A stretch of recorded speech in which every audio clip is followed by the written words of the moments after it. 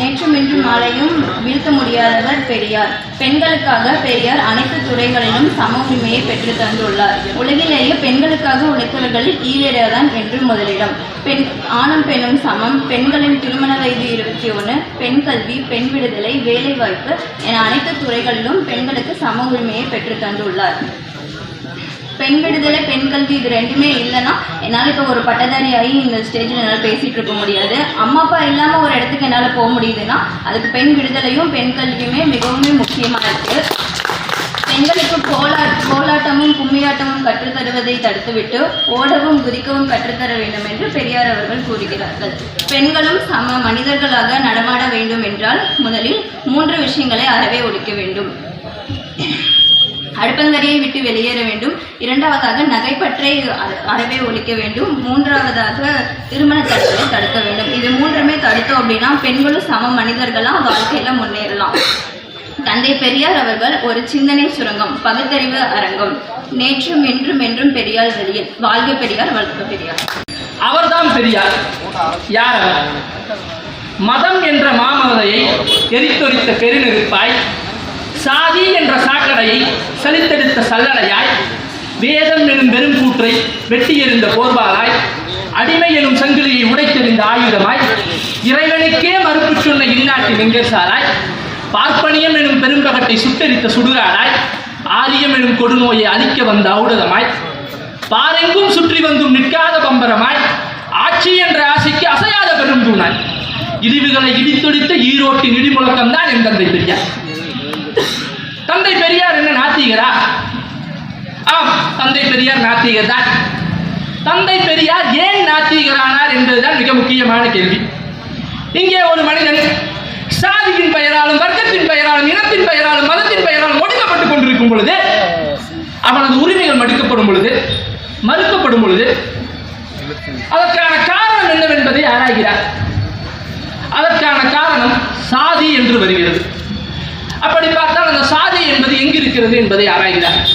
அந்த சாதி என்பது மதத்தில் இருக்கிறது என்பதை கண்டறிகிறார். அப்படி பார்த்தால் அந்த மதம் என்பது எங்கு இருக்கிறது என்பதை ஆராய்கிறார். அது இனத்தில் இருக்கிறது என்பதை கண்டறிகிறார். அப்படி பார்த்தால் அந்த இனம் என்பது எங்கு இருக்கிறது என்பதை ஆராய்கிறார். அந்த இனம் என்பது பார்ப்பனியத்தில் இருக்கிறது என்பதை கண்டறிகிறார். அப்படி பார்த்தால் அந்த பார்ப்பனியம் என்பது எங்கு இருக்கிறது என்பதை ஆராய்கிறார். அது கடவுள் எனும் கருங்கேலுக்கு பின்னால் மறைந்திருக்கிறது என்பதை கண்டறிகிறார். அதனால் அந்த கடவுளையே எதிர்க்கிறார்.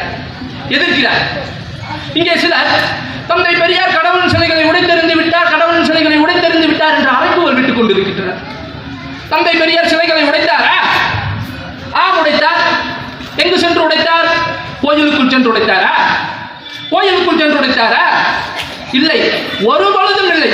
மக்கள் நல பணிகளை செய்து கொண்டு, மக்களுக்காக உழைத்துக் கொண்டு, மக்களுக்காக சிந்தித்துக் கொண்டு, மக்களுக்காகவே களமாடிக் கொண்டிருக்கிற எங்களை போன்ற தேர்தல் அரசியல் சாராத இயக்கங்கள் எப்போதும் மக்களுக்காகவே உழைத்துக் கொண்டிருக்கிற இயக்கம்.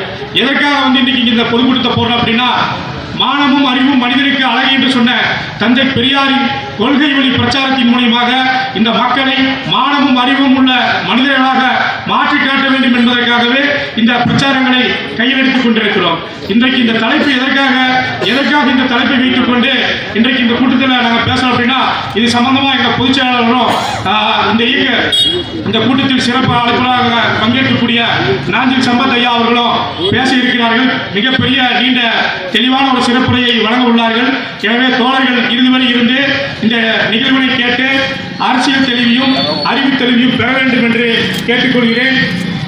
அது மட்டும் இல்லாமல் இன்னைக்கு இந்த சூழ்நிலையில் எவ்வளவு பெரிய சிக்கல்கள் தமிழ்நாடு சந்தித்துக் கொண்டிருக்கிறது. இந்த தமிழ்நாடு சந்தித்துக் கொண்டிருக்கிற அனைத்து சிக்கல்களுக்கும் எது தீர்வு அப்படின்னு சொன்னா, பெரியார் அதற்கான தீர்வுகளை எல்லாம் சொல்லிவிட்டு போயிருக்கிறார். அந்த தீர்வுகளைத்தான் இன்றைக்கு நாம் முன்னோக்கி கொண்டிருக்கிறோம். எந்த பிரச்சனை இன்னைக்கு நம்மளுக்கு ஜிஎஸ்டி இங்கிருந்து கட்டுறான். ஒவ்வொரு பொருள் வாங்கும் போதும் இங்க இருக்கிற ஒவ்வொருத்தருக்கிட்டையும் ஜிஎஸ்டிக்கான பொருளை வாங்கிடுறான். ஜிஎஸ்டி வாங்கிக்கிறான். வாங்கிட்டு உனக்கு இவ்வளவு எனக்கு இவ்வளவு பங்கு போட்டு பிரிச்சு தர வேண்டியதை நம்ம கிட்ட இருந்து வாங்கிட்டு போயிட்டு நமக்கு எந்த பங்கையும் தர மாட்டீங்களா? கேட்டா நீ மும்மொழி கல்விக் கொள்கையை ஏத்துக்க, நான் சொல்றதெல்லாம் நீ கேட்டாதான் உனக்கு எங்ககிட்ட இருந்து நிதி தர முடியும் பகிரங்கமா மிரட்டுறான். அப்படி தர முடியாது, இல்லை நீங்கள் எங்களுக்கு நிதி தந்துதான் ஆகணும்னு கேட்டால் முடியவே முடியாது, உன்னால் முடிஞ்சதை பார்த்துக்காங்கடா.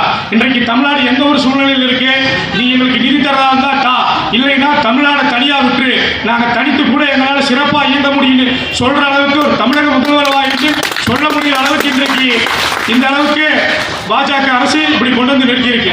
அப்படி நிறுத்தியிருக்கு அந்த சூழ்நிலையில் இன்னைக்கு இது மட்டும் நம்ம பாமர பொதுமக்களுக்கெல்லாம் இது தெரியுமா தெரியாதா அப்படிங்கிற நாங்கள் மக்களிடம் கொண்டு செல்வதற்காகத்தான் இந்த கூட்டங்களை நடத்தி உங்களுக்கு இந்த அரசியல் தெளிவை ஏற்படுத்த வேண்டும் என்பதற்காக இந்த இடத்திலே நாங்கள் வந்திருக்கிறோம்.